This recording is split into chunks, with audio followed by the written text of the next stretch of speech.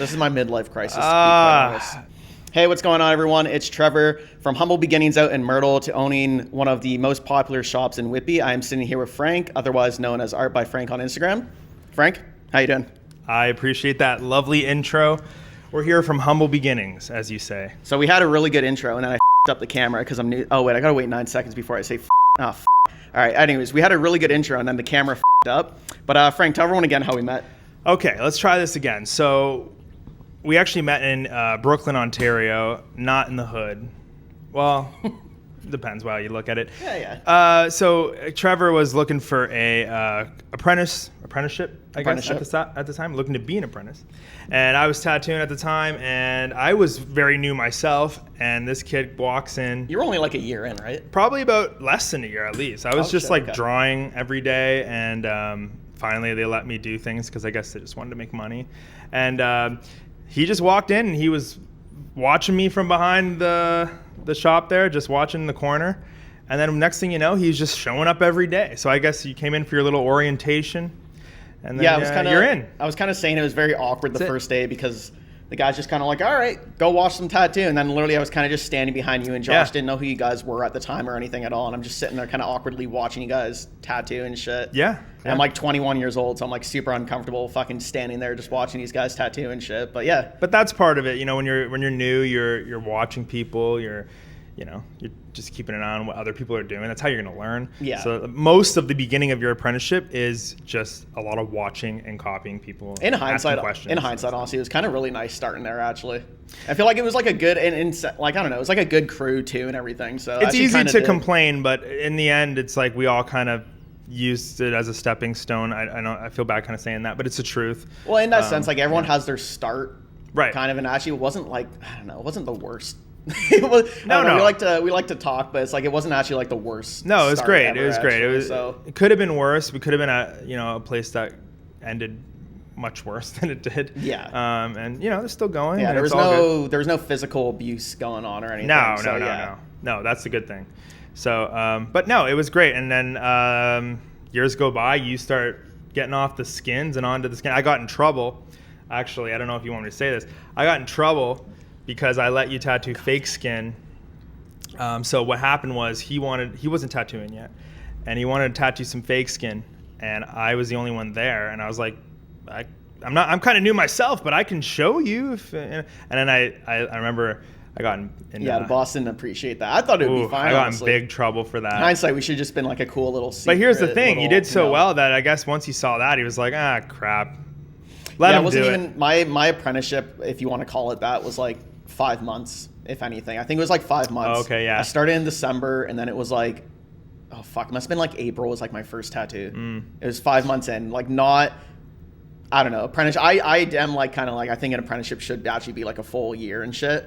Yeah. But I think it was a matter of like, let's bring in more money. I think nowadays apprenticeships are becoming less and less of like a thing, which is kind of weird.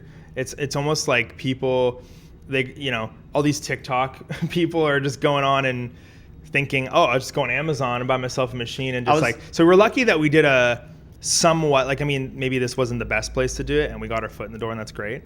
I think it should be with an artist that tattoos. It's just my personal opinion. I mean, that's not because I was going to ask actually like how you felt about people who bought machines off Amazon themselves and start themselves.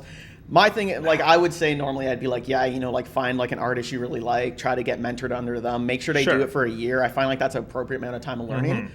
But I've also seen things with like really fucking good artists where they're like, oh, no one would take me on, so I started myself at home and now look at me and blah, blah, blah and shit. So there's two things. Like I agree with what you just said, of course. Mm-hmm. But then I also, again, I never told anybody this, but I did do a lot of, I was like 14 and I was playing with machines that I found online. I bought a bunch of stuff from China. There was no Amazon back then. And then, and even if there was, Amazon just started really recently in the last few years selling like machines and things. And now they sell like cartridges. You can just buy like no-name cartridges off of Amazon. It's crazy. It's wait, like no frills. If you were 14, so I'd be like 20 years ago, you bought like a machine kind of. And yeah, I can show you so the Amazon was from China, and I can show you the email. I was like 14, 15, and so and again, I would go to conventions and I was interested in the culture and kind of playing around with it and thinking like, is this something good I should do? But I never told anybody. Yeah. I would never go to the, hey, do you tattoo? No.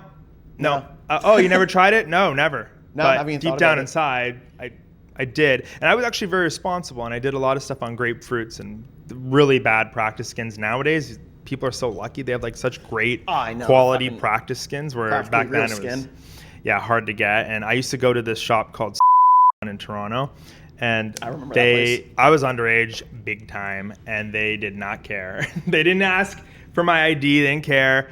Like, what do you need? I wouldn't even talk. I would just slide a list that said like 3-round liner, whatever. And he would just pile everything in a bag and probably overcharge me. One time I wanted one of those screws for like my machine to like fix my machine, and he gave me like the rustiest one in the shop, but he knew I wouldn't say anything because he was all like scary and like tattooed face and like looking at me evil, and I didn't say anything, and it was awkward. I don't know if it's just the like one place icon where like you have to actually like prove you're like a tattoo artist and like add a tattoo shop before they would like. I don't know if there's like any other companies back in the day that would actually do that besides like Icon. There was, but I knew I was underage, and I also wasn't in the industry, so I knew that like there's no chance in hell I was gonna get ink off of some random company. So I asked people that were piercers and things like, where do you get all this stuff? And like, this place will not take your ID, so you should go here. So my uncle lived in Toronto at the time, and he drove me there. And I remember going on the train with like bags of needles, and an old lady was just like, hey, what's in the bag? I was on the train by myself. I was like 16. And I was like, needles. And like, I remember her like shocked, like, what the hell is this guy? Like, freaking heroin addict or something. Oh, yeah. And so like, I remember these things, and yeah, sure enough, and then I had connections from living on a farm, with pigskin. So I knew butchers and stuff that would like hook me up. So then I realized, this smells like shit, but like it's way better than this plastic stuff. That's like real authentic. Yeah. I remember you had to go to the butcher and get pigskin and then do it yourself. That's it. And he was like, no, I'll just go down the street to my granddad's. I begged him. I begged him to save it for me. And please. And he said, actually, when I asked him, he was like, this is not very uncommon. A lot of people ask me to save them the skin because we're throwing it away anyway. So I would do that. I'd freeze a bunch of it. I'd pull it out, thaw this disgusting skin on the table, and like I remember and then throw it out. The last shop I was at before my studio, we made the apprentices do that, like go get the pigskin. Yeah. But you had to throw it out the next day. It was just, even in the fridge, it was actually during like the session, you're puking all over the place. It's so bad. The fruits would last, but like the pigskin you had to throw it like the next day and shit. Yeah, and I would just film my process, and I thought I was amazing, and I had a Tumblr, and it was this whole thing. But I'm dating myself. A daily booth. It's another one that's like Instagram kind of beat that out, but that was another site similar where you would post photos instead of captions, and I would just try to get a little fan base. And then I had a DeviantArt, and I remember push, and then I thought it was cool, but I wasn't. What was your? I think I remember. What was your first tattoo you've ever done on skin? My brother-in-law. Well, he wasn't at the time, but he was. We were just playing games or something one night, and it was like 11:30 at night, and then he was like, "Yeah, I want to get this tattoo touched up." It was like a tribal piece on his arm. Actually, it looked nice, but there was some few spots that were faded, and he's like, why would I pay or go to my guy if like, why don't you just do it? It's just solid black. Like, just try it, and then at least. Even if it mess up, we'll go over it again. I was hesitant, and shit. Right? Yeah. And I was hesitant, and I did it, and then he's like, okay, well, and then the next day he's like, well, you did okay with that, so like, why don't we just do like a little lightning bolt on my ankle or something? Right. And I was like, bro, I don't know. Like, I've never actually done this. Oh, put a little yellow in there. Was it a lightning bolt? Yeah. Okay, I thought it was. Okay, yeah. I did it at home, which I shouldn't say because like I always tell people not to do that. Don't tattoo at home. Try not to. And whatever, someone I knew, wasn't like someone off the street. And then and I remember feeling so guilty that I did that. I don't know why. I felt like so bad because it was hard. It's not easy. I think people were like harping on, like at the time, people were harping on a little bit, like make sure you get an apprenticeship, make sure you tattoo out of a shop. My mom was pissed. I feel like funny enough, it's actually more accepted where people are like, no, screw those shops, like they're so abusive, blah, blah, blah, blah, blah. And like, my mom was pissed because she's like, you can't just start tattooing people in here. I was young. Yeah. And I was just like, I know, but like, how else am I going to start? Well, seeing the drugs roll in and you're in a motorcycle gang. That's what they think, right? So they were like kind of concerned. And then I was just like, well, listen, like I won't do it on anybody else that I don't know. Sure enough, after that, I did fix it, like it faded quite a bit, and I blacked it out and fixed it. You weren't 14 when you did that. How old were you when you did that? Maybe like 20. Oh, okay. So like, okay. Something. But I wasn't, even when I was 14, I didn't know what the hell I was doing. No. I made a tattoo machine with a what do you call it? Like those jail machines with like a electric toothbrush and like a pencil. What do you call those friggin'? What, and you heat up the spoon and bend the spoon and shit? Yeah, No. exactly. Mechanical pencil. I would like take that apart, put the little eraser and shove the needle in it, and then put that. Because I was deep into it. Right. And people look at me and they don't think that, but it's like, yeah, it was a bit of an obsession. Was it like solely art that kind of first got you into tattooing? Was there any other factors that made you want to get into tattooing? And like, how old were you when you first like actually got into tattooing? Probably 13, 14, because I was watching. This is gonna sound kind of silly, but I was watching like Miami Ink, and I was like, what the heck? Like, what is that? Like, people do this shit? That show used to rip, actually. I like that show. It was good. Now I just blocked him the other day because anyway. He's posting thirst traps. Like, he's really trying to get back into it. He's a good artist, so I can't complain about that. And a lot of good people have come out of that shop. So right.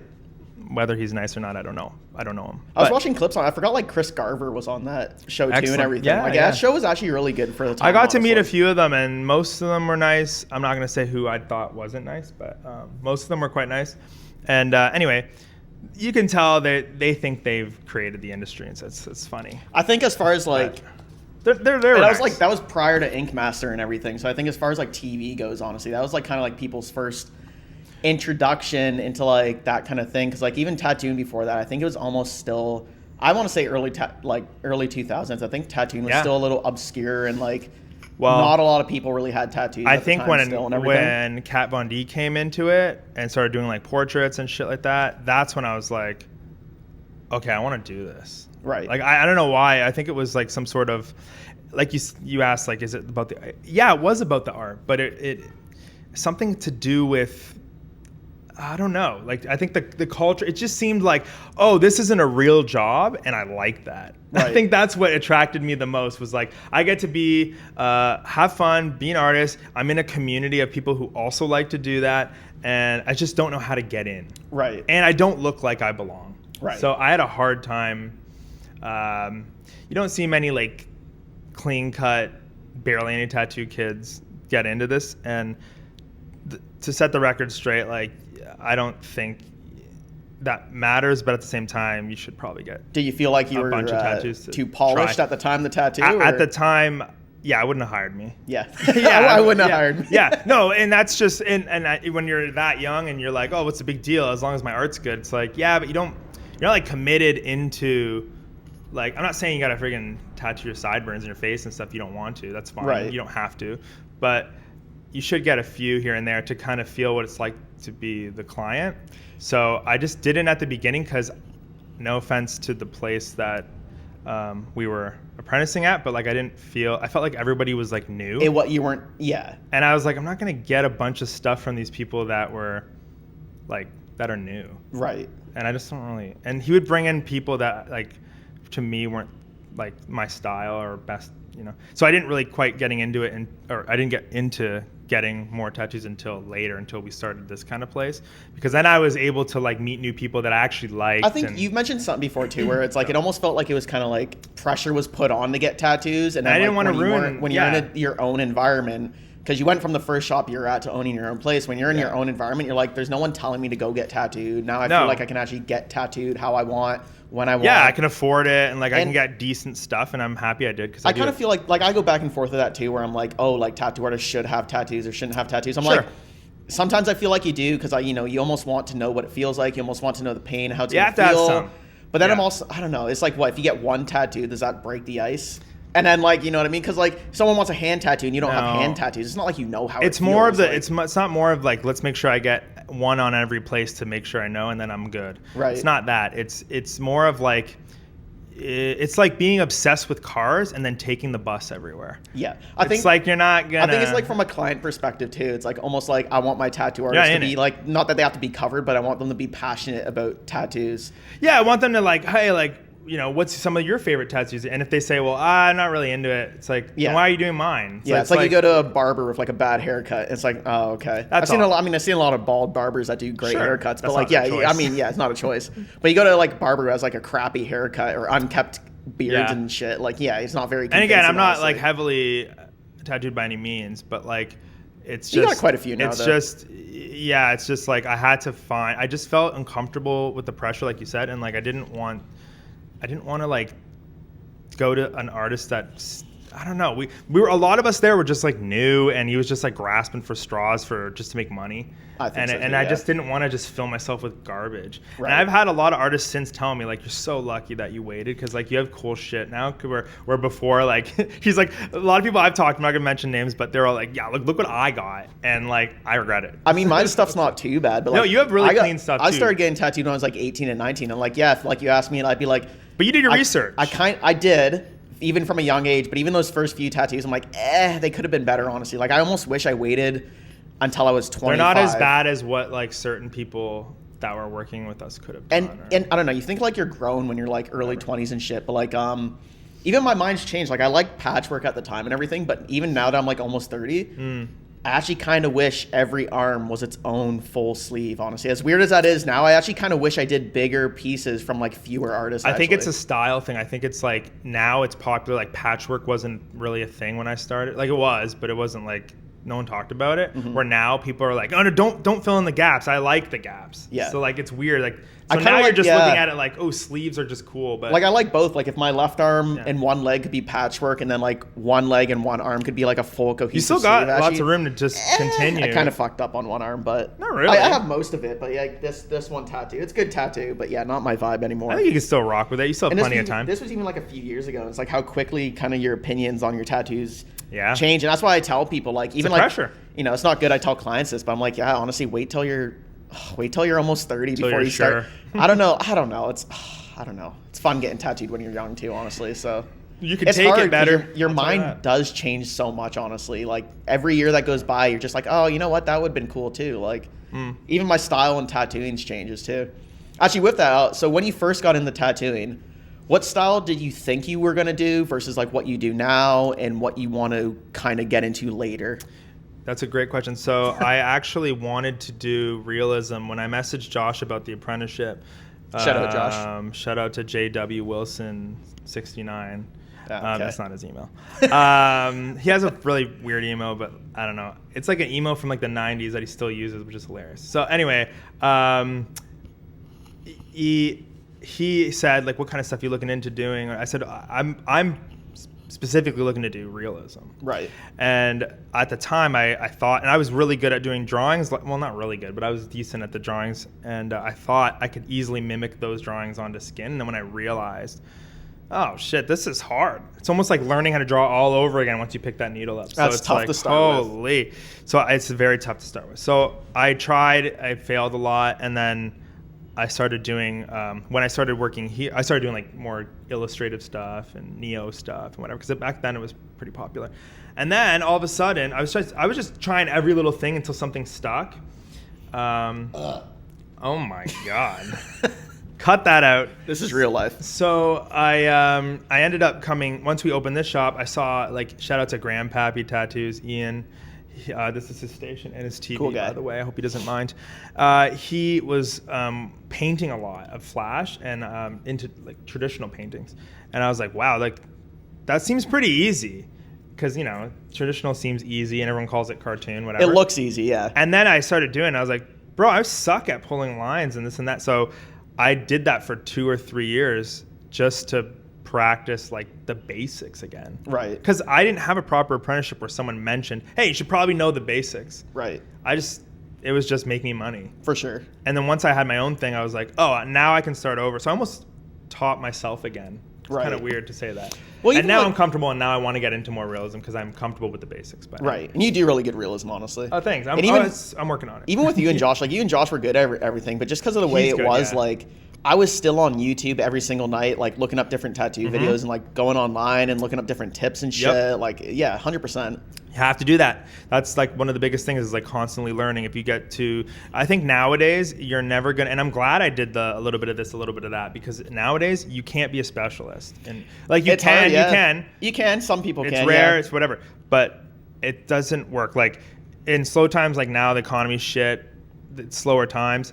I'm more grateful that I know a bunch of different styles, or I can do the basic. Like I'm not the most colorful person when it comes to color and tattooing. Right. But like if someone came in the other day, she threw a curveball at me. Hey, I actually don't want this poppy black and gray. I want it red. Yeah. And I had to do it, and I did it pretty well, like really good. So it's because I know how to do it. So it's like I think even if I don't post it, you should know a little bit of everything. Yeah. And that just helps you through your career. Because like slow especially times lately, take like, everything.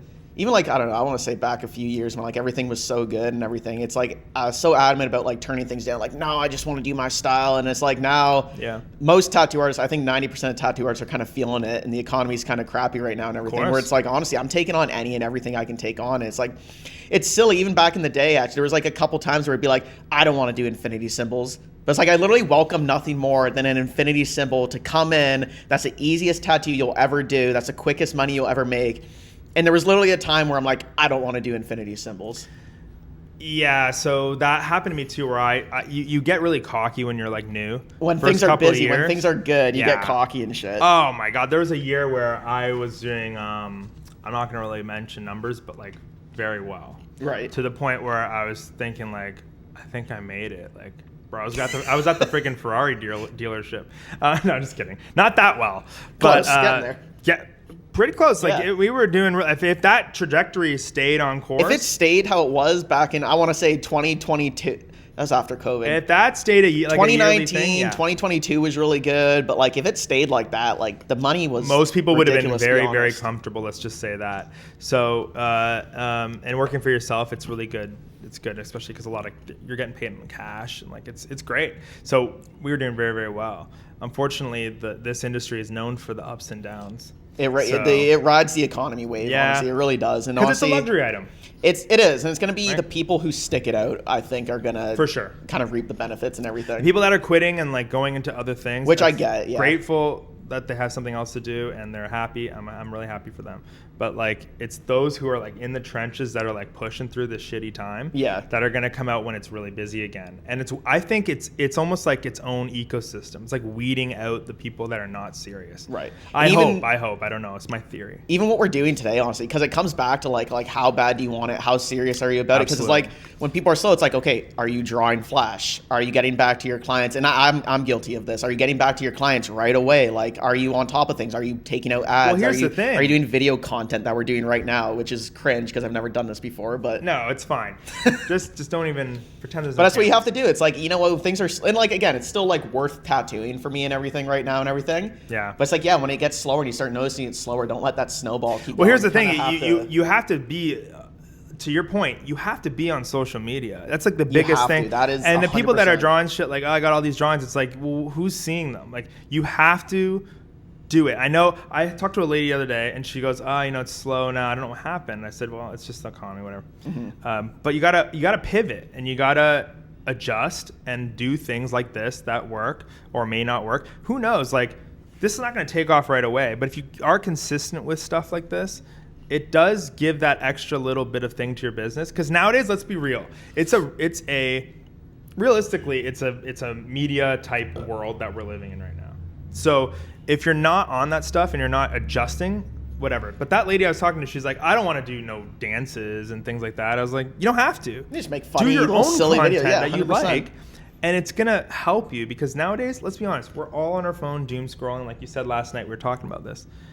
And it's the truth. It helps. And like we're all saying last night, like, okay, whatever, you do the YouTube video, you do the TikTok, you do the reel. Sure. If it brings you one client and that client books in a full day and you get $1,000+, like, how is that not? It didn't cost you anything. That's already so worth it because one person saw your reel, do a good tattoo, boom, that's another client you have coming in. It costs you nothing but time, and you're probably gonna get better. And as you do your videos, you're gonna get better at the videos. You're gonna see what the people that follow you like, and then you're gonna get your content up and going. And who knows? Maybe you'll monetize it. Maybe a brand will approach you. You might not make a lot of money money on YouTube or whatever, but maybe a brand approaches you and now you don't pay for inks anymore, and that helps. Even if I get like a friggin' 100 subscribers on YouTube, I'd be stoked. Yeah, it's not really about followers and how much likes and this and that. It's just more about adjusting to the times. You don't live in a time where it's like when everyone made fun of everybody for using iPads. It's like, that's nice. Now everyone has an iPad. Now they're messaging us being like, how do I use this thing? Because if I don't do it, I'm falling behind. Right. And that's what people are going to be if they don't step up to the social media game. I'm sorry to say. And it sounds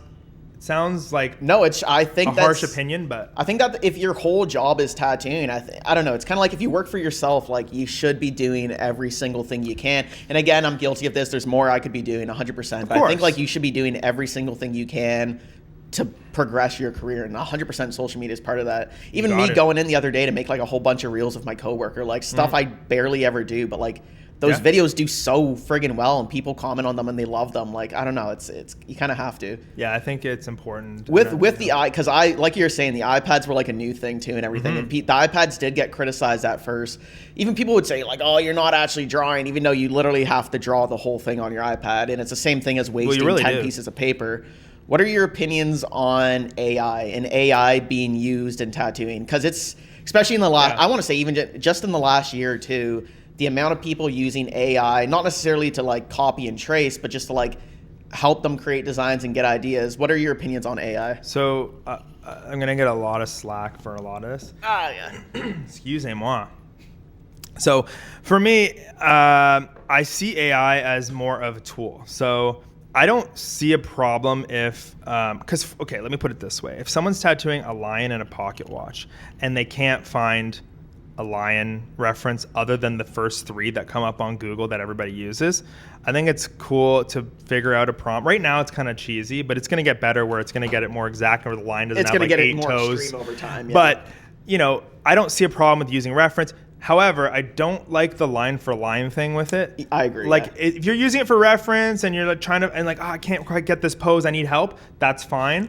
But I don't think, if you're just tattooing over like things like the lion has 3 ears and you don't even notice it, but you're tattooing it anyway. It's like, 6 what fingers, are you doing, bro? Like, you got to be able to have the skill to adjust to that and clean that up and like make it your own. I still think you should try to make it your own. For sure. I'm not against it. I just don't want people to be lazy. I agree. I think it's like a good tool, but it's like if you're not an artist at heart, I don't think AI is gonna like improve your career. It's not gonna help you or anything. No. And like I've used it for references and everything like that, but like you can tell when something's AI. It has that certain look to it too. Honestly, yes. Has like a little, I don't know, weird sort of look to it. There's times I've used it as reference, but I always try to use it like very sparingly. Yeah. Like I need to see a hand that looks like this or whatever with the shadows. That's fine. But if the hand has 6 fingers, I'm not gonna tattoos. Yeah, all like six I've totally like, used it for like certain references and shit because like you're on Google for an hour, you can't find what you want, so you do a good prompt into fucking ChatGPT, and here you go, much better reference and everything. The problem is people are going to come to you because we used to have this, we're used to this age where people are coming to an artist specifically for their style, and if they find out that you don't even do your own stuff and you're just ripping from AI all the time, it's you lose your authenticity. So that's what I'm worried about, is people, and some people don't care. Some people just they'll take a screenshot from Pinterest and they want it, you try to say, let's change this and this so that it's unique. No, I want it exactly as, it's like I'm not going to copy some other person. Not just to get yelled at or whatever. It just doesn't feel right. I don't want to do that. Yeah. So I think people need to use it as a tool, use it sparingly in a way that helps them. That's fine. It's like opening a book and looking at a reference. That's 100%. fine. It's like an old flash Googling book, a reference, Googling. Pinterest is just AI technically. You're just finding photos and using them, whatever, and realism's the worst for that. You're photo manipulating the same line on everything. But I can tell if someone used that reference 100% or someone actually used the reference and then did it in their own way. There was a few artists I've seen, and I've unfollowed them because I don't know, they like straight up, you could tell, just went into AI, typed in give me a flash sheet, took that flash sheet from AI, posted it on Instagram, and you could look at it and be like, was it a Halloween flash sheet? Because I've seen that. You don't have to say yes or no. Because I've seen multiple shops do that. Yeah. And just post. No, I think that's BS because one, like, for what I'm thinking, it's a shop that's not even in Canada, but I saw them do that, And yeah, it was kind of disheartening to see. Like, it is disheartening to see because like there is no art factor behind it anymore, and it's like for when you had to used to draw and you were honing in on the skills and you literally just took a full-on sheet from like AI and you could tell it's AI and then just slapped it on Instagram and it's like it doesn't even look good either too. It's just laziness. I saw a lot of flash days recently, and it's gonna happen again on Christmas and whatever. 100%. A lot of people are just throwing up like, hey, Halloween flash day or whatever flash day, Valentine's Day flash day, right? And it's AI, and it's quite sad because it's like, I don't know, the heart has like 3 bumps in it or something. Like, it's obvious that this is not like, what do they think's gonna happen? Like, the cat's missing a tail. Like, what do they think's gonna? I think the best thing. I don't get it. I don't know why they would do that. Because I've done this before. It's like it's good as a prompt too. Like where I'm like sitting there, I want to draw and I can't friggin' think of anything. Right. Type in the like fucking AI, like just like, oh, you know, I want to draw something similar to this. Can you give me like 20 different ideas I could do? And I don't know. It's kind of good as like a prompt in that sense too. Not like strictly using AI for like images, but I don't know. It does kind of help you when you're in like a rut, kind of giving you a few ideas that kind of go off of and everything. Yeah, I've seen that too. It's like everywhere. It's not just here. It's everywhere. Sometimes I don't know. Sometimes it gets too basic though too. Like I don't know.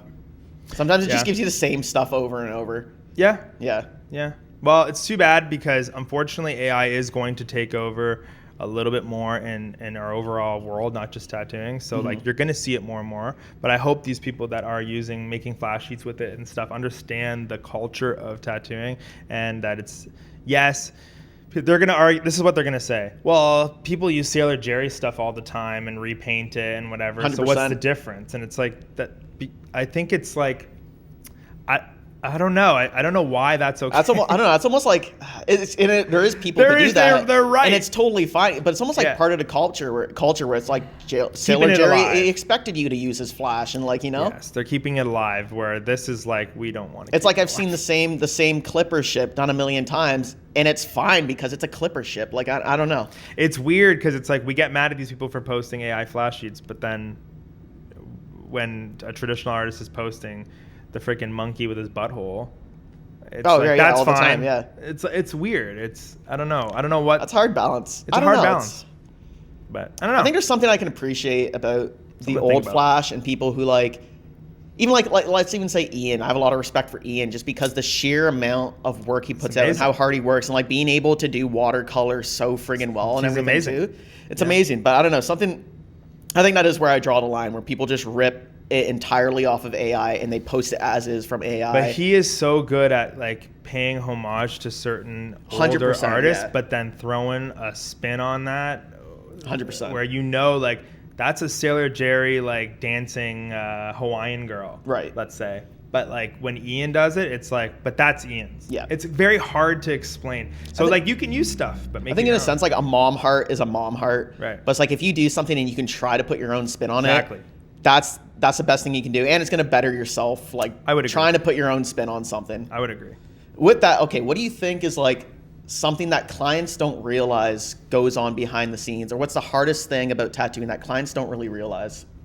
I think a lot of things. I think number one would be the sheer amount of homework and research, and if you're a good artist, if you're using AI, I guess you're not doing any of this, but if the sheer amount of just like sitting down and figuring it out, and like the interruption to your family life, because 100%. Like you are, whether you have kids or not, whatever, but you're taking your work home with you. I think that's the biggest thing that they don't realize. I would agree.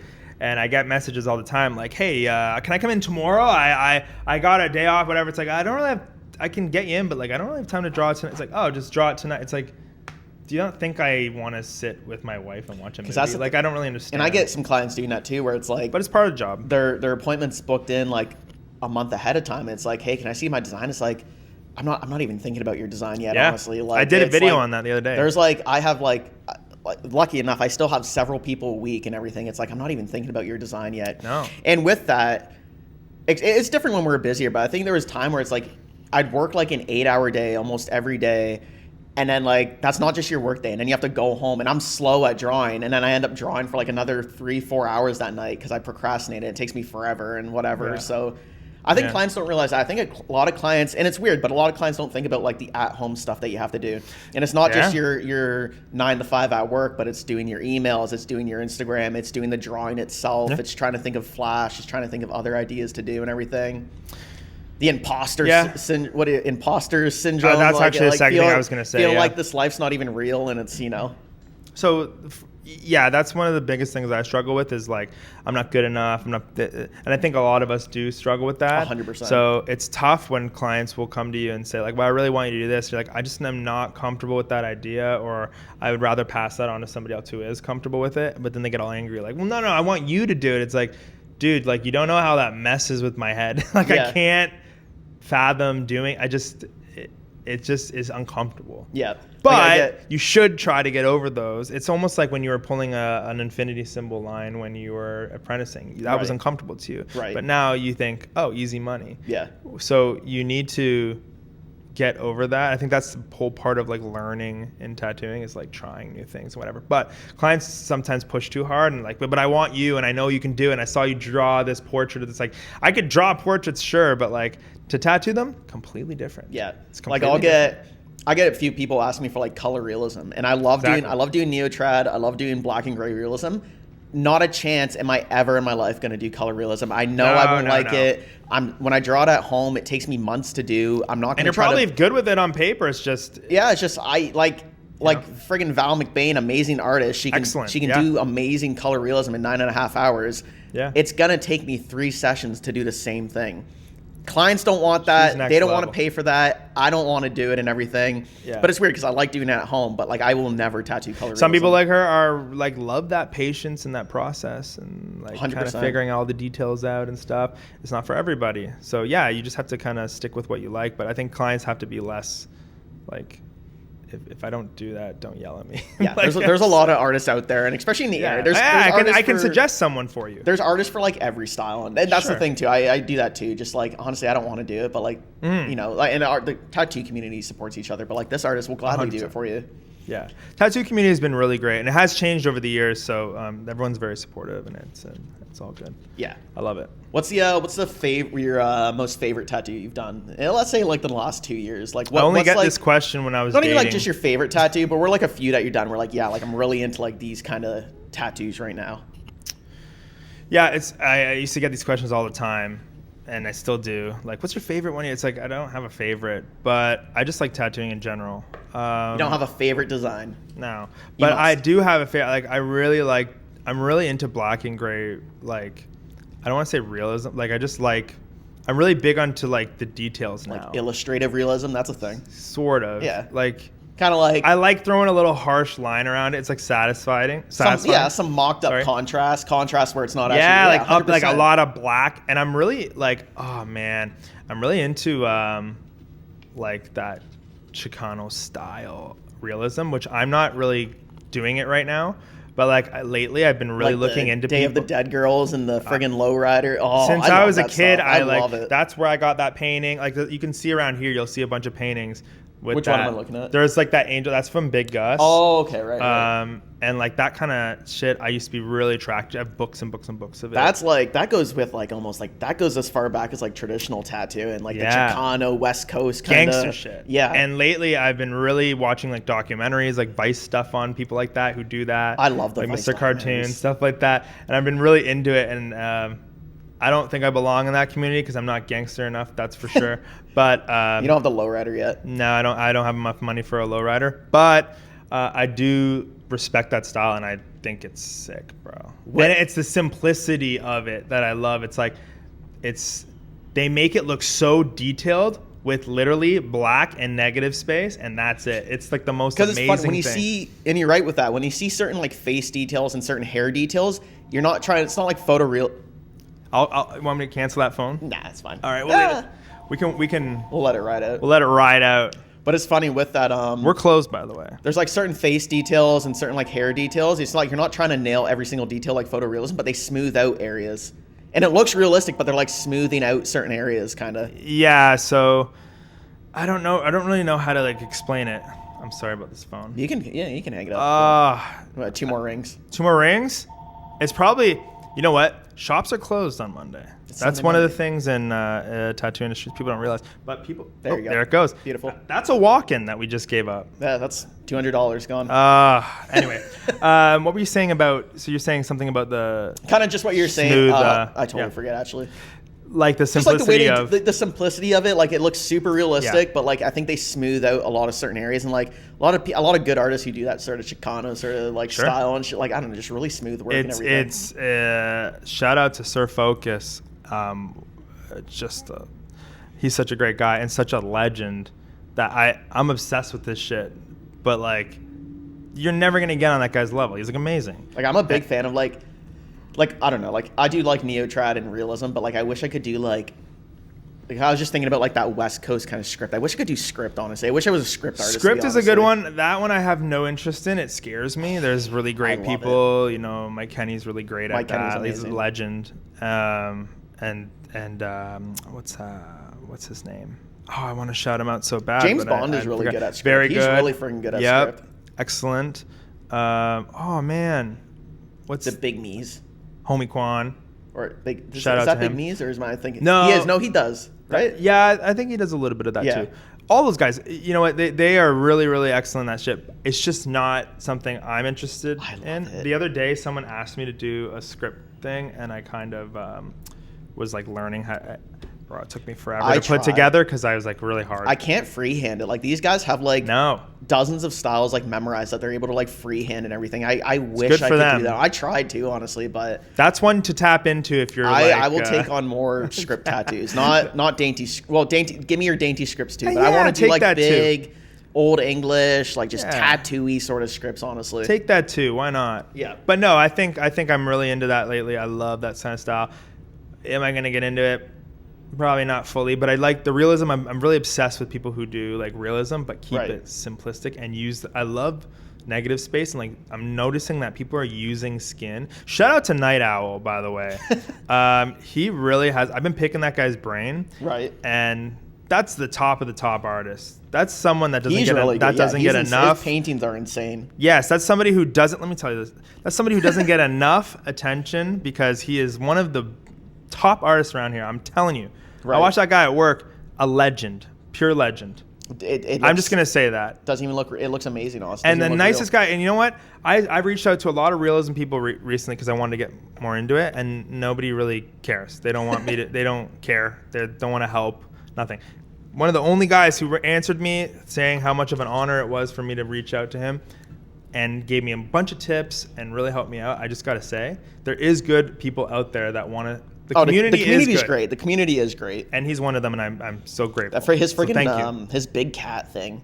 Yeah, that didn't even look real. Do you say you have it here? We had it here. Oh, had it here. Oh yeah. Looked amazing. Literally one of the best ones here. But I don't. He might have sold it already, actually. So who knows? People don't buy art. Well, they do, but they don't. It's tough. They don't want to spend, and it's you got to price out your art correctly because that stuff takes so long to do. I went to an art show people don't yesterday, want to spend the money. And you're right. They did sell a couple, but. That's why prints are so popular, honestly. It's like, listen, I'm going to draw this once. I'm going to sell it 100 times. But like, if you do a painting, it's like even me, I'm not like the most popular artist, but if I spend 30 hours on a painting, I'm not going to sell it for less than $1,000. But it's more honestly. affordable to sell prints too. Like I'd rather 100%. buy a $20 to $50 print than to purchase a $5,000 to $1,000 painting. Also, right now, especially in this time where people are like, groceries are expensive. Well, even if you paint it and you get it kind of you paint it and you get it scanned, it looks just as good when you put it in a frame. You put it in a frame, it's like...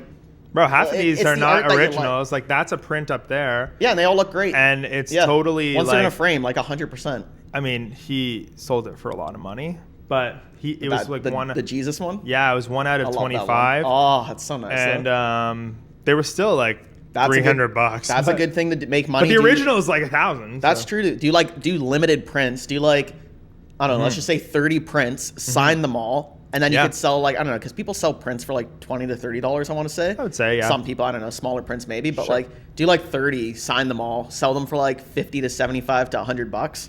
That's not a bad way to make a bit more money selling your art. No. Just don't reprint them, because then your first 50 people feel like they got, I don't know, screwed a little bit maybe. Screwed over a little bit, but no. Yeah, I think prints are fine. I think it's good. I got to make more prints, honestly. That's one thing I'll say I've been slacking on is like the prints and the stickers. And how important do you feel stuff like that adds to someone's career outside of tattooing? Because a lot of people, they tattoo, they solely tattoo, their life is tattoos, their Instagram is tattooing. You're gonna hate this answer. How important do you feel the prints, the stickers, the merch is outside of tattooing? It's not. You don't think so? I think it's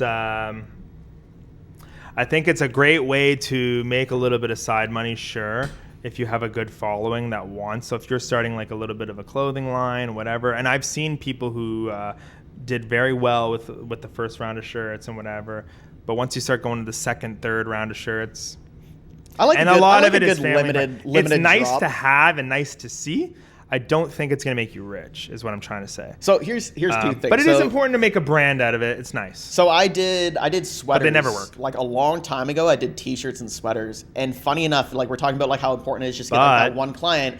I've had a client who wore it. One of their friends asked them, "Hey, where's that sweater from?" Right. Oh, it's from this tattoo artist Trevor. They messaged me because they saw the sweater. Fair, but... And then Ian, I was at the gym. Some guy recognized the shirt. There's a conversation started up because of Ian's shirt I was wearing. But when did you make those? During the pandemic?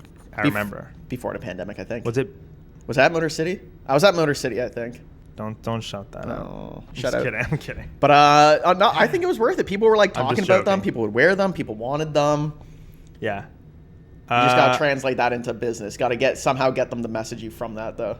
I don't think... I feel like you dropped it off because it was like during a pandemic. You were like doing shirt rounds. Is it the one with the sword, like the sweater? Okay, so I did those T-shirts. sweaters. I did T-shirts that look the same, and then you're right. During the pandemic, I did the sweaters. Because what I was trying to say was, during the pandemic, people had this like ability to support, not ability, but like they wanted to support small businesses. To support small businesses. Of course, back then it was like a really big thing. Like, hey, I made these shirts. Please help me. I sold a round of shirts in the pandemic.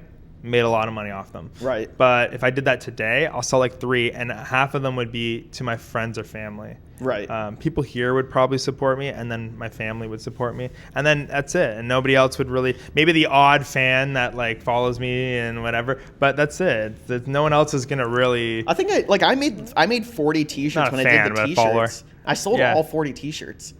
And you sell them at like whatever 40 Maybe times. You're better at marketing than me.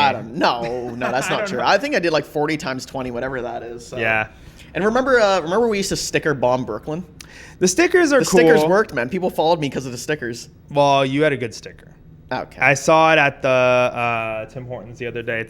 There's still that they took it down, but there's still like an outline of the freaking head. Of what, my sticker? Yeah. What, from 5 years ago? Yeah, like the Nintendo ones you did or whatever. We did put like 1 million friggin' stickers around, actually. That was good. And I have a Wednesday one that's still at the bank, Scotiabank. Shout out Scotiabank for ripping me off. I feel like I'm too grown to be posting stickers up everywhere now. I don't know. Maybe that's a silly thought, but I feel like I'm too old to be posting stickers. It's like flyers. Now. It's like it's not going to work. You are right, though. There might be the odd person. Where'd you get that? What's the sticker from? Right. What's this T-shirt from? And you might get somebody out of it. For me, it's like I'm going to spend $1,000 to get one person. I'd rather spend a quarter of that and run an ad. Yeah, because not going to lie, we did... last year we did a Ink Circus convention in Pickering. Ugh. Bro, I'm not even going to tell you how much I spent on prints, and I sold 1 print. And again, I just think it was it wasn't weird. It was a good convention, but I think people are just weird with spending money on art. Or maybe my prints sucked. Yeah. But I spent a lot of money making these prints. Yeah. I think I sold 1 or 2, and then I ended up giving away a bunch because I'm like, they're just not friggin' selling, honestly. I was there at your booth. Fun times. Fun times. Wasn't a busy convention. Could have been a little bit. It was good. It could have been a little bit busier. I think the ticket prices were too high. Maybe a little bit. That's my theory. Yeah, I think people shout out to they're great and everything was great and they're nice people, but I think you got to get the normies in there, and I think. And they never went back to the casino this year, which makes me feel like maybe the venue was a problem. It's a bit expensive. Yeah, that's probably why the ticket prices were a bit up. But like, you got to convince normal people who like maybe don't have a lot of tattoos. And you'd think the casino would have been packed with random people going to check it out. It was. That's the thing. They were at the casino, but if you're asking $30 for someone who's like, okay, am I gonna enjoy this tattoo? These people are not paying $30. They're gonna go spend that at the roulette wheel. Yeah. That's the thing. Yeah. You don't make money at the casino. You lose money. You lose money. Unless you're me. But like, seriously. Okay. What's You did win. Anyway. So me and Frank were at the convention, and I think we went to get lunch because it was Sunday, so I wasn't tattooing on Sunday. And we walked by, and I'm like, I wanted to gamble this whole time we were here. So I'm like, Frank, let's just pop in quickly. I think we went in for like 20 minutes. I went to like the It's the roulette table. It's a real wheel, but it's a computerized thing in front of you. I think 20 minutes, won $250. And I was like, all right, good enough. Let's get out of here. It was more money I made at that convention, honestly. Yeah, the casino is not really good for me either. I don't feel like I love wasting money there every once in a while. Yeah. It is what it is. We did that at the Aqua show. Wasted a bit of money and then went home.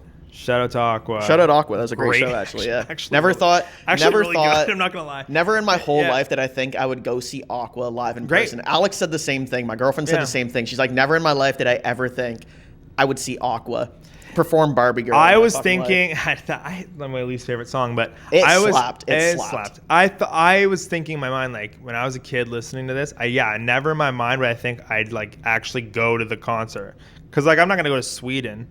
Right. Or wherever the hell they're from. So, and shockingly, that's not auto-tune and shit. It's like they're real musicians. Right.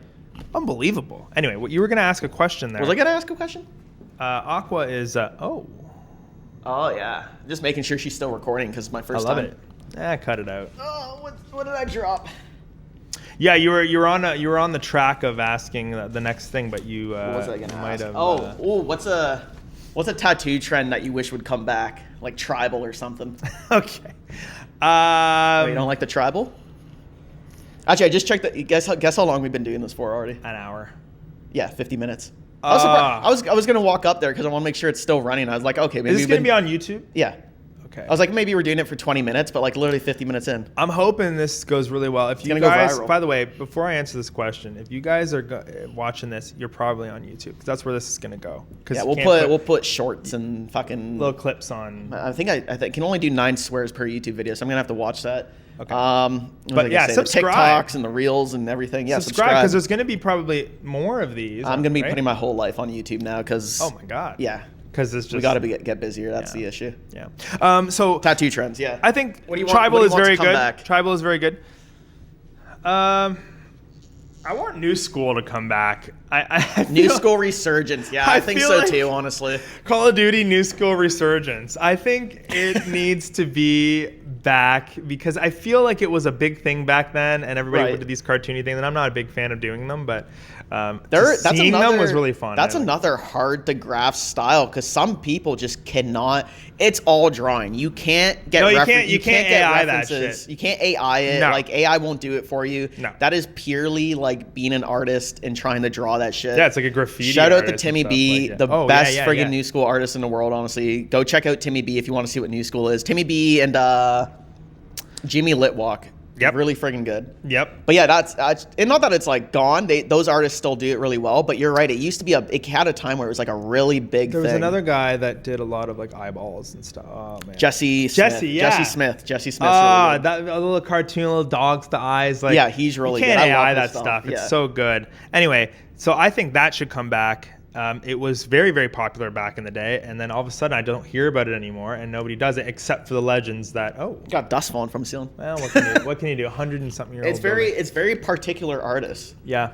Even funny enough, actually, when I went to get tattooed by Timmy B, he was saying actually he's like nice guy. He's like a lot of my clientele are other tattoo artists. Yeah. I think it's a style that like it's a collection. Tattoo art. It's a collection. A lot of tattoo artists can really appreciate it. Right. I don't know. Maybe I'm wrong. Maybe with clients, it's not like the first thing they think about. I think a lot of clients, the first thing they think about is realism sometimes. Okay. But I think, new school is just not even something they would know. I don't know. Actually, you're right. They would know what to call it or like, I don't know. Maybe I'm wrong. No, you're right. The clients do think of like, when they think of a good tattoo, this is another thing I wanted to bring up. Think of American traditional. They think of realism. Though they think of realism, it's funny how, did you ever notice that when you draw something in realism or realistic, people think you're an amazing drawer, but then when you draw like something cartoony, as they say, it's called traditional. You assholes. They always say cartoony. I don't want it to look cartoony. It's like, okay, we won't put a black line on it. Oh, seriously though, yeah. Whatever. So why do they think like just because you did this portrait so nice, this drawing is better than this drawing? And that's the thing. An amazing artist could just want to specialize in traditional, and then you'll get some clients that'll be like, "No, it's cartoony. I don't like it. This person does realism. It's amazing." Like exactly. It's like it's good realism, but like this is also a very good traditional tattoo. Yeah. No, I get it. Anyway, I think yeah, I think new school should come. Bring back tribal. Should come. Bring back tribal. I think throw a little twist with the tribal. Bring back Polynesian tribal. I liked. Okay, I didn't know who did it, but there was a really cool. It was like a joke, not a joke. It was like a real tattoo, but it was like a joke tattoo, where it's like a little tribal piece, but then it's like Homer Simpson holding that tribal piece, taking a bite out of it. That's what I'm saying. Like mix the styles. That was such a fun tattoo, and I'm like, being a tattoo artist and like, you know, whatever. I'm like, I would get that. I'm like, I'd get that. It's like a little nod to like traditional. Like I like the Simpsons too and everything, but like as a little nod to traditional, like I'd get like a little trad banger like that. Yeah. If I have, honestly, even saying that, if I have little gap fillers down the road, I'm gonna do little like. Maybe one little tribal thing in there, actually. Throw up a flash sheet. I'm sure somebody out there is going to want to get this. Some subscriber out there. Comment if you want tribal flash. Comment and subscribe. And don't forget to smash that like button. Do we have to say that, right? At the end. Oh, God. What was that? What? Smash it. Anyway, at the, we'll say it. At the end, you got to say smash that like button. Yeah, bang that. You're bang a true that YouTuber like now. Look at this. Oh, God. This is what thing. I never thought I would do this. Yeah, this is what it all comes down to. It's either this or construction. This or pour concrete. Yeah. This is my midlife crisis. That's the thing. Tattooing is... I'm sure you have another question about it, but... I got a lot of questions. But tattooing is a different world nowadays. It's changing. It's forever changing. And honestly, with tattooing, like, you have to kind of adapt. You do. You really do have to adapt the tattooing because you can't... We talk about this all the time. Good tattoos aren't enough anymore. You can't just do good tattoos and then expect your career to flourish and everything. No. I think so. Honestly, I think it's 50% tattooing. I think it's 50% everything else. Social media and marketing and talking to people. Yeah. Something that's underrated is handing out business cards. Very underrated. If you can talk to someone, have a conversation, and hand out a business card, yes, bro, that's so personal. And if they think about getting a tattoo, they're like, oh yeah, Trevor stopped and talked to me, and he handed me a business card. When you're at a restaurant and you bring it up or whatever, and you pull it out, and then the waitress is there or whatever, and you give them that, yeah, it's something about like I met that guy. Yeah, and I'm gonna go check this shit out. 100%. Or maybe my boyfriend wants to get something, so I'm gonna tell him about this guy I met that guy. He's great. You should go get a tattoo from him. You're right. It really does go a long way. If you're like plugging yourself out there, don't do it in a desperate way where you're like, hey, guess what I do, and like hold up your thing. But if it comes up in conversation, or your waitress has a bunch of tattoos, and you're, hey, where do you get your tattoo? Oh, no way. Oh, you want to get a flower? Hold on a second. And then you turn it into a thing. Very casual. But casual. Don't push yourself with that. I don't look for the opportunity. It's all just like, oh, well, we have a shop up here. Come by anytime. Like, I don't make it like, you want to call me on Thursday and see if we can book an appointment? It's like, please. Well, I want to do that. But please come in. Don't do that. So, be casual, be nice. And most people would appreciate an authentic person, which is why social media does work. Right. It works because they want to see, and a lot of it's fake, but they want to see a genuine, authentic situation. 100%. Where it's like, wow, look at this guy. He's painting his skateboard and his donuts on it and whatever. Okay. And it's just fun. Check that out. Instagram. So it is very good to have that. But the tattoo world has changed a lot since, obviously, when I was 14 and looking into getting into it. But I don't know. I've been doing it for 10 years now, and I think it's changed. 10 years. Damn. Professionally. That's not including all the attic tattoos and crap. But I think it's good. I think we just have to adjust and be positive. And like, I'm sick of other artists like talking shit about other, like, it's actually less common nowadays, I find. Yeah, it's the odd old school guy that acts like this is gonna, like, they're gonna make fun of shit like even this. Even with other artists around, I don't give a shit. It's very looked down upon, and it's like it's insecurity about your own career if you're shit talking other artists. Yeah, like if you're and again, like, we're saying, oh, this, even now, we've never really shit talk anyone here. Like, I'll always say, like, we're human. Try to refrain from it as much as we can, right? That guy used AI, whatever. I'm not going to like shout him out who exactly I'm talking about. And the one I was talking about was in the US anyway, so no one really cares. But I don't really want to go out of my way to like talk about specific people. I don't know. I think I've learned that in my career as well. We're too old. It's not worth. If you're 30 plus and you're still arguing someone like you're in high school, you're the issue. Here's the thing. If I see people doing stuff like this and I'm like, it's not my thing, whatever, I just don't watch it. Yeah. I don't go out of my way to be like, this is cringe, man. And it's like... But please be nice to me because I might cry, actually. Well, hey, you're trying new things. I'm trying new and here's things. The other thing. I want to say this. I'm trying to change. I want to say this for all the tattooers out there because I'm working on a YouTube channel that I'm going to have all this out. Anyway. ArtByFrank. Yeah. So On YouTube, Instagram, It's TikTok. coming. It's TikTok? I am on TikTok. TikTok too. I don't like that though. Very rude. The Gen Zs, they don't I'm like on TikTok, but I don't like it Oh, either. the Gen Zs don't like me. They don't like me. They a lot of rude comments. But that's what I'm trying to say is there's no need for that. There's no need for this. This right now more than ever, the community should be getting together and doing all Supporting this. each I was other. going to say something though about the community. I don't know. Anyway, It'll come back up. yeah. So with your long, I didn't even know forgot. I didn't even know it was 10 years, honestly. Goddamn, congratulations. With your long tattooing career, what made you want to, and it comes with its own struggles and stress, I know that too course. and everything. Yeah. What made you want to open your own tattoo shop as opposed to going to work for someone else? Well, when I was going to work for somebody else, I did a few interviews, and I didn't really know what I was looking for because I've only been apprenticing with one individual, and then I just worked there for 5 or so years. Right. So, like, I didn't really know what I was looking for, and I didn't know what it was like to work for another artist. So when I was going to all these different shops, whether it was a guest spot or interview, or it was during the pandemic, I was realizing, like, oh, I was taught a lot of things incorrectly. Okay. But then I was with artists who were like wanting me to sign a contract, and I was with, things like they were also trying to take advantage of me in their own way, and I was like, I don't like this. Like, so like all this stuff, I didn't end up going anywhere because I didn't want to do any of that crap. So I'm like, what if I can't go back because I'm not happy where I am. And I can't go to these people because like this seems like just as miserable. Right. Because they're all old school tattooers that like hate that I had an iPad. And it was like really hard to get a job at the time.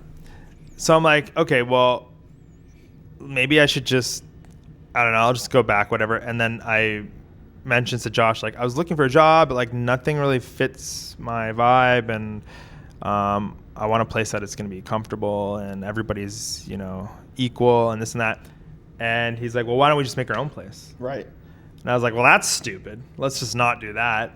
And he's like, well, why not? It's That's like, a terrible idea. Why wouldn't we do that? It's like, it's a perfect time where we have the whole world shut down in COVID. 2020, COVID. Utes. And it was shutting down. Home Depot wasn't even open, so I don't know how we were going to build Just a shop. McDonald's and Costco's. Yeah, that's allowed. Yeah. It's fine.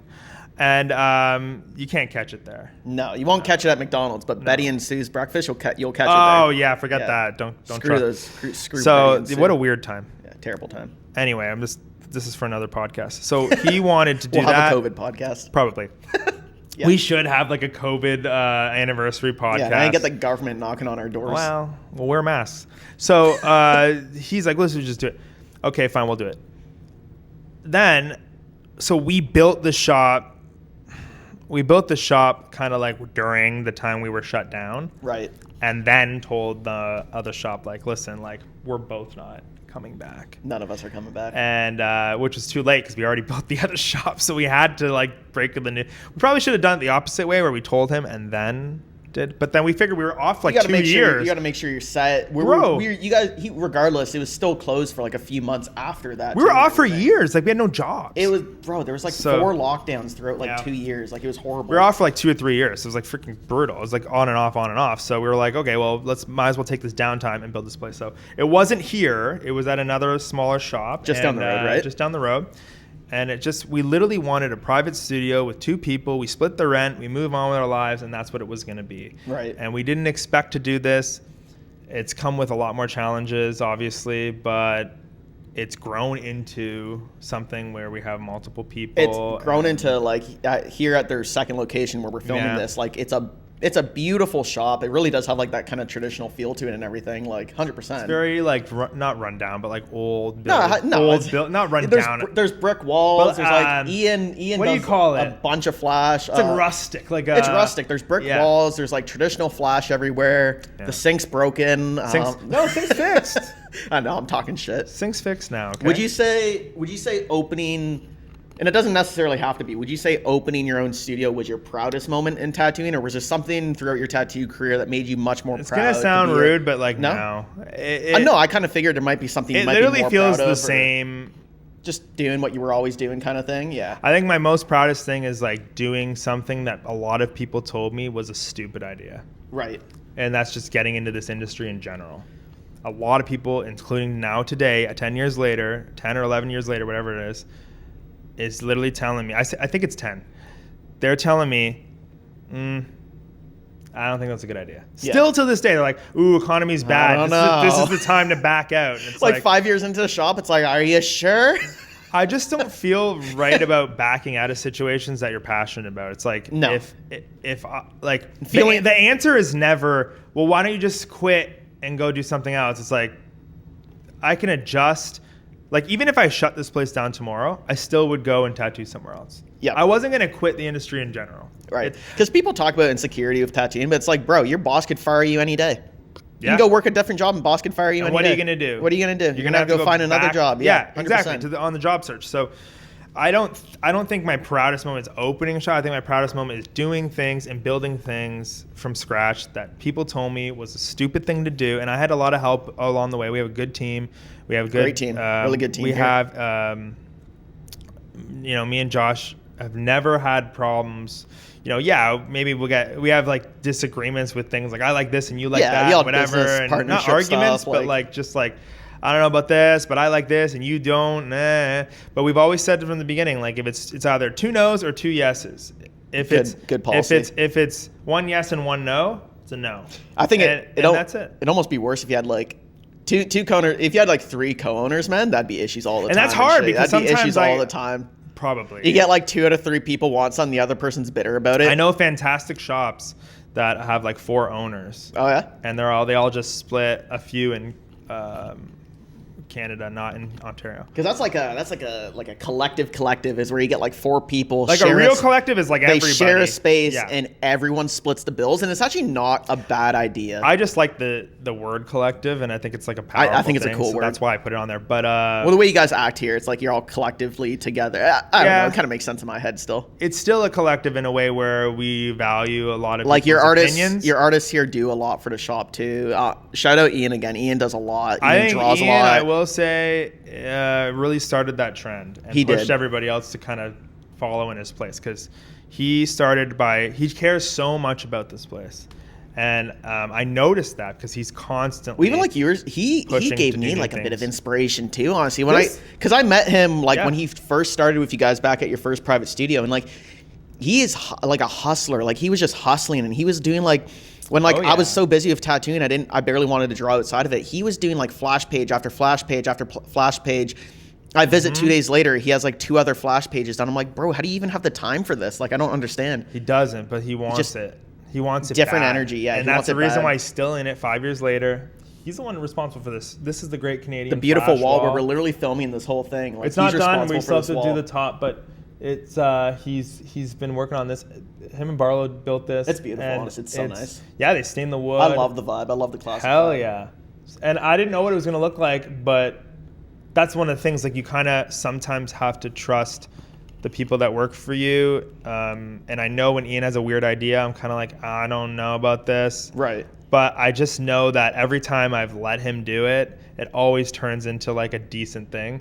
So I'm like, okay, like it was like the front of the shop where, okay, I want to do this color. I'm like, I don't know. Right. And then when we did it, I was like, damn it, he was right. So if Ian has an idea, he runs it by me. I say yes, but then deep down inside, I'm like, how's this gonna look? It's good because a lot of artists are gonna always see things a little differently too, and everything. And then he feels so it helps having having place too, right? 100%. So nice. I think other inputs are good. And I think artists are sometimes like that, where it's like they like their idea, they like their ways, but you need other artists' input sometimes. I feel that too. Yeah, and he's one of the ones that have to shit on here. Like we've never had a fish in here before, and then he painted that. And like a lot of this stuff, this VCR, which is now rolling the credits, is literally all Ian's doing. Like it's just so you do get people that really. My point to all this is people really care about if they like where they work, they're gonna put a little bit of care into where they work, and they treat it more like a home than a job. 100%. And I was always under the impression that like I should be making people feel safe here, right? Making people have. And it is hard. You will disagree with people and all that crap. But anyway, what are you looking at? Oh, I don't know. I'm always so paranoid. I'm like, do I have enough memory? We're almost done. We can wrap it up. No, I'm good. If you're good, I'm good, man. I'm fine. With plenty of clips, even if you don't use the whole thing, you got a bunch. But yeah, of I don't want people watching for 3 hours, so we'll wrap it up soon. You can cut it up, but it doesn't look as. That's a lot of editing. Then I got to go through and look at everything. How do you feel the industry is going to change in the next 5 to 10 years? We've already gone through, like, even the last 5 years, I would say there's been so much change in the industry. Yeah. Let's even go long term. How do you see the industry changing 10 years from now? So I would, with you already being 10 years in, so you being a 20-year artist, how do you see the industry changing? I think you're going to see a lot of AI. Right. I think you're going to see a lot of tattoo like influencers almost, in a way where it's like, it's not based on I've already seen it. It's not based on how good you are at the art.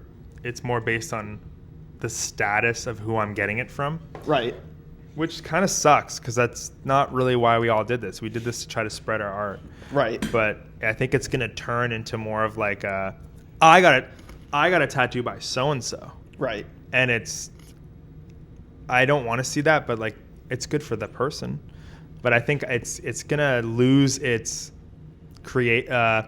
original charm. You're going to see like traditional tattoos kind of take a bit of a dip. I feel, again, they're going to be They're not gonna like it. pissed at me for saying that, but I see it. I think almost. But then everything always comes right back around. It but like, circles back around, I think there's 100%. going to be new trends. There's going to be new trends. You're going to see TikTok people who think they're artists. Apprenticeships are going to be a thing of the past. It's just going to be. That's my biggest worry is people just straight up buying the Amazon machines, starting at home. People aren't going to like this, but there's so many YouTube videos out there now too, and there's so much info online. Where like, but the thing is, like, I don't know, it doesn't compare to like an actual mentorship and having someone stand over you and teach you how to tattoo. But I can see that too. I can see it progressing the same way, and it's going to be less and less people. A lot of these styles are taking going to die down, and there's like, going to be new shit. You're going to see like UV tattoos and freaking weird robot shit. God, God gives me another question I want to ask. I'm telling you, so you're going to see all this stuff, and maybe I shouldn't have said traditional is going to die. It's not going to die. Right. It's just going to be, there's going to be new styles that's going to overshadow it. I've already seen, now the cool thing is getting like stick and poke and like weird little crappy, like it's the crappier the better. Right. And it's sad, but like that's where it's going. God. I know, it's scary. So we have to, our job is to keep this shit alive and keep it, whether you're into traditional, whether into realism, whatever, it's to keeping the culture of tattooing alive. You're going to see more private studios instead of big shops like this. You're going to see people doing it on their own. You're going to see a lot of like older people doing it as a side hustle versus a career. Right. It's not going to be what it is today, where it's like, oh, that's a strange place, like the bunch of pirates in there, and you know they're not living a normal life. It's going to be just like a hairdresser. It's kind of a strange. I hate to say this. Unfortunately, that's where it's going. I find a lot of clients are kind of comfortable with like the private studio vibes, honestly, too, and it's just cheaper to do it that way. You know, like having a shop with 6 or 7 artists is not easy. Which, funny enough, for me, running the private studio, I didn't like it. I actually miss, and I'm going to go start at Tattoo Kid down the street. I miss working in a big, pop-in public shop. I feel like the energy, like it just wasn't there in the private studio, honestly, to be quite honest, and I kind of miss that. Yeah, and maybe I'm wrong. Like, people are going to probably comment. We can't predict the future. But, like, there's certain things that are just going to die off. I already see the tradition of tattooing dying off. It sucks, but like you asked what's going to happen in 10 years, and I'll tell you what's going to happen. People aren't going to give a shit. Apparently the younger generation gets tattooed much less. It's going to be all influencers and just like stick and poke. Yeah, it might get, I don't like to say, it might get worse before it gets better. Like I think we're still on the down slope with tattooing, and we're hustling, we're doing as much as we can. Business is still okay and everything, but I think it's going to get worse for people before it gets better. And I think a lot of people are going to quit. And I think, I don't know, it might help the market out if a lot of tattoo artists quit, in a sense. Maybe I'm wrong, but you're right. It is going to help. There's that notion there's enough business to go around, but I'm like, I don't know. Is there? I don't know, but I don't think that's a grim thing. Like, I don't want people thinking like, oh, this sounds so horrible. Like, that sounds like tattooing is going to die off. I don't think it's going to die off. I think it's just going to change. People are always going to get tattoos. It's just going to change. Yes, 100%. So you either have to get on board and that's why I said, don't pick a style and run with it now. Just take on what you can. Now's the time to take on everything money. And be good at everything. If you're making money at one style, good for you. Don't turn, but when that goes away and you're not good at anything else, good luck. And like we say all the time, an infinity symbol can turn into a sleeve. It can turn into a client being like, oh, actually, I've seen the stuff you do. I like the stuff you do. I want to get this done. I just like you as a person. And it starts with an infinity symbol. And I've had those clients throughout the year. I started with a script. I started with a feather. I started with this stuff. it turns into them getting multiple pieces from me throughout the years. 100%. All you need is 200 people like that. Yep. Boom, you're set. Yep. That's all. Okay, last yeah, you question. had one question there. Last question I'll bug you with. Sure, let's do it. 2 more questions I'll bug you with. Let's end it off with a good one. We'll wrap it up. How do you feel about people, and it's not a common thing, but it is happening, it is becoming more common. How do you feel about people using anesthesia for tattoos and going under for tattoos? Get the hell out of here. It's so. I don't like it. I don't even like getting tattooed. I'm not gonna lie, it sucks. But that's like the whole. You're missing the whole experience. The whole point of it is like I suffered through this to get this, and like I'm kind of proud of that. And it's not for normal people because that stuff costs like. I saw a guy at a convention. Tens of thousands of dollars. I saw a guy at a convention. This is already gone. Let's rewind this stuff. Yeah, I was watching that. I know. I was watching that. We didn't expect to go this whole movie, this whole thing. I saw a guy at a convention. And he did a whole leg piece 3 days in a row, like Caravaggio, I forget the artist's name, Caravaggio painting, like all this beautiful stuff. Okay. Beautiful color realism. That guy earned that. Right. When you see his leg and you're like, that's an award-winning piece. It's like a badge of honor. Was he having a good time the third day in? No. Absolutely not. No. But he said to me, he's like, this is all worth it. Because I'm like, dude, you feel so good how are after. you doing this? And he's like, it's just, it's like almost like a meditative thing. It's like I'm gotta get in that headspace. It's like forcing me to learn. I learned a lot about myself doing it. It sounds stupid, but it's the truth. No, it's I don't. like, I think it like when you see someone with a whole back piece, it's like it really is like in the tattoo world. It's like a badge of honor that you sat there because a back. I don't have it done, but it ain't fun. And you sit there and get your whole back done. That is honestly like a badge of honor. I didn't like it, and I mean, I only have the shoulder blade, but I wouldn't do the rest of it. Screw that. I think honestly maybe. I think it's so silly. I think that it's even a thing is silly. There's that one guy in I think it was California who died. You could die. He had health issues before. I'll preface that and everything. But like, sure, it's one of those things. It's like if you don't anesthesia, it's meant for like surgeries and shit. If you don't need it, don't friggin' use it. And honestly, it's for emergencies only. It is, and you get the tattoo done. You feel so much better after. You feel like $1 million after. You feel great about yourself. I think that is I think that's the silliest thing I've ever seen in the tattoo world, was like being sedated. Tattooing in 10 years, that's the other thing. Bro, clients are going to expect the pain's going to be gone. I think clients are going to walk into normal shops and be like, do you guys do anesthesia tattoos? Dude, numbing cream is the biggest thing we get requested. Don't use numbing cream either. Screw that. Don't worry about it. It's bad for us and bad for you. Tattooing hurts. Right. It hurts. But we always say to people, I said to the lady the other day, she goes, well, what's a good spot to get it that's not so bad? And it's like, it's all going to suck. If you want it there, get it. The day is over, your tattoo's done. Just focus. We'll take breaks, whatever we got to do to help you out. Bactine even. Bactine's great. The smallest Bactine's amount amazing. of numbing you can get, but like it's good enough. But I don't recommend like covering your leg in numbing cream, spending $80 on a tube, and then like an hour in, it's like over anyway. And that's the thing, because I don't want people to think tattoo artists just like are a glutton for pain or whatever. Like, no, there is a lot of issues with numbing cream. I've noticed I had 2 clients use it, and I thought the skin was kind of weird. Like, I thought the skin kind of changed its consistency.